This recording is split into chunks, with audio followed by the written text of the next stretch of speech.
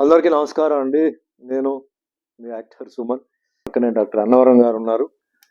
So మీ అందరికీ తెలుసు ఇది ఇప్పుడు పొలిటికల్ సీజన్ నడుస్తుంది. సో చాలామంది ఏంటంటే ఈసారి పాలిటిక్స్ అనేది ఒక డిఫరెంట్ యాంగిల్‌లో జరుగుతుంది. నేను ఒక డిఫరెంట్ ఒపీనియన్‌తో కూడా ఈరోజు నేను ఇప్పుడు మాట్లాడుతున్నాను. ఈరోజు పాలిటిక్స్‌లో ఏంటంటే ఖచ్చితంగా మీ అందరికీ తెలుసు కమ్యూనిటీ, క్యాస్ట్, క్యాష్, పవర్ వీటిల మీద ఉంది. డెవలప్‌మెంట్ అని అంటున్నారు. ఈ డెవలప్‌మెంట్ అంటే రాష్ట్ర డెవలప్‌మెంటా? దేశ డెవలప్‌మెంటా? ఫ్యామిలీ డెవలప్‌మెంటా? కులం డెవలప్‌మెంటా? నీ సొంత డెవలప్‌మెంటా? తెలీదు. సో, చాలా మార్పులొచ్చేసింది. జనాలు కూడా బాగా హుషారైపోయారు.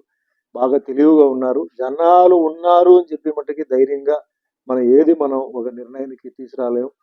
ఈవెన్ అస్ట్రాలజర్స్ ఎవరైతే జోస్యం చెప్తున్నారో కూడా మొన్న తెలంగాణ దాంట్లో ఓడిపోయారు. అంటే కేసీఆర్ గారిది లాస్ అనేది ఎవరు ఎక్స్పెక్ట్ చేయాల. డెవలప్మెంట్ జరిగింది అక్కడ, బ్రహ్మాండంగా జరిగింది. కానీ ఇంకో చోట ఏంటంటే మైనస్ జరిగింది.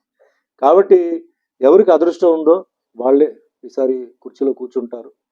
సో అది భగవంతుని నిర్ణయం. కానీ ఇక్కడ నా పక్కనే కూర్చున్న డాక్టర్ అన్నవరం గారు నాకు మంచి మిత్రుడు. సో నాకు డాక్టర్లు అంటే నాకు చాలా గౌరవం అండి. డాక్టర్లు, నర్సులు అంటే నాకు చాలా గౌరవం.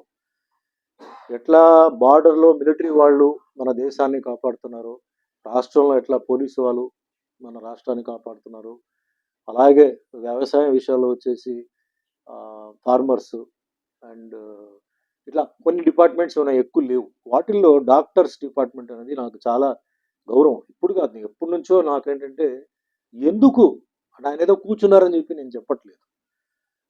కొన్ని రోగాలు, ఎలాంటి రోగాలు అంటే భయంకరమైన రోగాలు, దగ్గరికి కూడా మనం వెళ్ళలేము.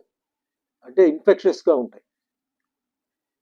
ఇప్పుడు మొన్న వచ్చిన కరోనా అది ఒక ఎగ్జాంపుల్ అండి.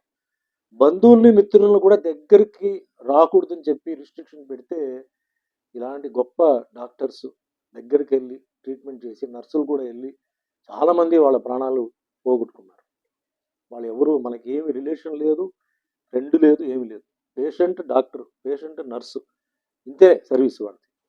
దానికి ఏదో చేస్తే ₹1,00,00,000 వస్తుందని అని అలాంటి ఉద్దేశం కాకుండా సర్వీస్ ఓరియంటెడ్గా చాలా ధైర్యంగా అంటే వాళ్ళ ఫ్యామిలీని సాక్రిఫైస్ చేసి వాళ్ళు చేశారు. అందుకే నాకు డాక్టర్లు అంటే నాకు చాలా ఇష్టం, నాకు చాలా గౌరవం. ఈ నేపథ్యంలో అన్నవరం గారు ఇప్పుడు ఈసారి ఆయన పోటీ చేస్తున్నారు కాకినాడ 2 నుంచి. సో ఆల్రెడీ ఏంటంటే ఈయన సర్వీస్ చేశారు ప్రజలకి. ఇప్పుడు చాలామంది ఏమంటారంటే మీరు ఎన్నికల్లో మమ్మల్ని గెలిపించండి, మేము తర్వాత సర్వీస్ చేస్తాం, అది చేస్తాం, ఇది చేస్తాం అన్నారు. ఈయన మిస్సెస్ ఇద్దరు ఎన్నో సంవత్సరాల నుంచి అక్కడ ఉన్న ప్రజలకి వాళ్ళ సేవలు అందించారు. ఇది నేను చూశాను, కళ్ళారా చూశాను, విన్నాను, వెళ్ళాను, హాస్పిటల్ చూశాను, వాళ్ళ సర్వీసెస్ అన్నీ నేను చూశాను.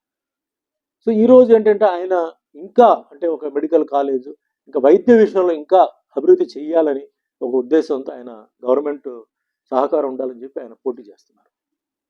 సో నేను సిన్సియర్గా అడిగేది ఒకటే అండి, ఇలాంటి మంచి మనుషుల్ని మీరు గెలిపించండి. ఎందుకంటే వీళ్ళు ఆల్రెడీ కాంట్రిబ్యూట్ చేశారు, ప్రజలకి కాంట్రిబ్యూషన్ అయిపోయింది.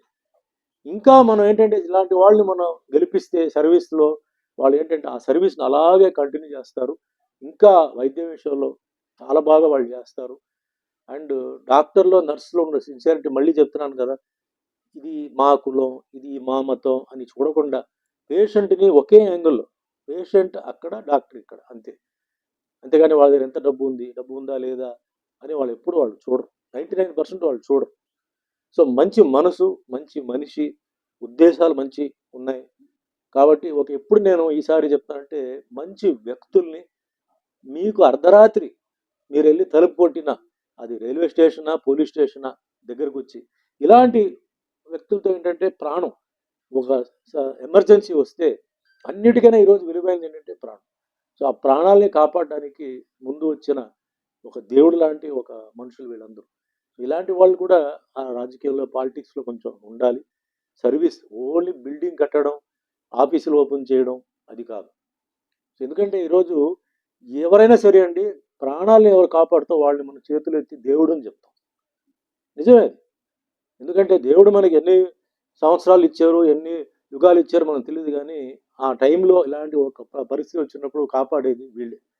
సో కాబట్టి మీ మంచి మనసుతో మన అన్నవరం గారిని మీరు అత్యంత మెజారిటీ మీద గెలిపించి వైద్య విషయంలో కాకినాడ 2లో ఒక మంచి మనిషి ఉన్నారు, పేదలకి సాయం చేసే మనిషి ఉన్నారు అని మంచి మనిషిని మీరు గెలిపించండి. అదే మాదిరిగా వేరే వాళ్ళకి నేను చెప్పేది ఏంటంటే, చాలామంది ఎమ్మెల్యే, ఎంపీ, సీఎం ఎవరు అని ఆలోచిస్తున్నారండి. ఈ రోజులు మారిపోయింది. పరిస్థితిని బట్టి అన్ని అటు ఇటుగా మారుస్తున్నారు, చేంజ్ అవుతున్నారు. కార్పొరేటర్ ఆర్ సర్పంచ్ ఏదైనా కష్టాలు వస్తే ముందు మీకు హెల్ప్ చేసేది కార్పొరేటర్, సర్పంచ్. సో ఎందుకంటే వరదలు వచ్చినా, తుఫాను వచ్చినా, కరువు వచ్చినా, ఏది వచ్చినా వాళ్ళే. కాబట్టి ఇంతకు ముందు ఎవరైతే బాగా హెల్ప్ చేసిన వాళ్ళు ఉన్నారో వాళ్ళు మర్చిపోవద్దు. యూత్ కూడా వస్తున్నారు. సో ఇంకా భవిష్యత్తులో కూడా ఎవరు హెల్ప్ చేయగలుగుతారు, వాళ్ళ సర్వీసెస్ మనం తీసుకోవాలంటే ఆ స్టేజ్ నుంచి మీరు మొదలు పెట్టండి. అంతేగాని ఇప్పుడు మన ఎంపీని ఎవరు పెట్టుకుందాం, ఎంపీని ఎవరు గెలిపించుదాం అని తర్వాత మ్యాటర్. ముందు డిస్ట్రిక్ట్లో, విలేజ్లో కావాల్సింది ఇలాంటి వాళ్ళు. సిటీ అది వేరే సబ్జెక్ట్. సో కాబట్టి ఆ స్టేజ్ కూడా గుర్తుపెట్టుకోండి, మనుషులను గుర్తుపెట్టుకోండి, మనసున్న మనుషులను, మంచి మనిషిని గుర్తుపెట్టుకోండి. మళ్ళీ చెప్తున్నానండి, డాక్టర్ అన్నవరం చాలా మంచి మనిషి. ఆల్రెడీ సేవలు చేశారు, చాలా చేశారు. ఆయన మిస్సెస్ కూడా మహిళలుగా ఏంటంటే గైనకాలజీ సబ్జెక్ట్లో చాలా చేశారు, డెలివరీస్ కానీ అలాంటిది.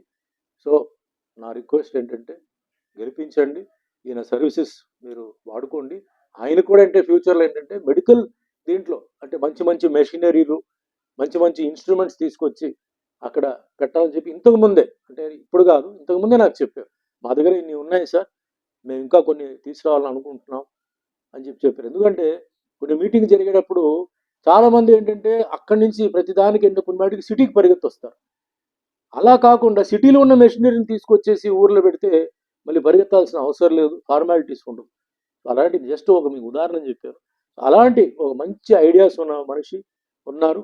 So once again and final చెప్తానండి, అన్నవరం గెలిపించండి, మీరు అందరూ బాగుండాలని నా ఉద్దేశం. Thank you.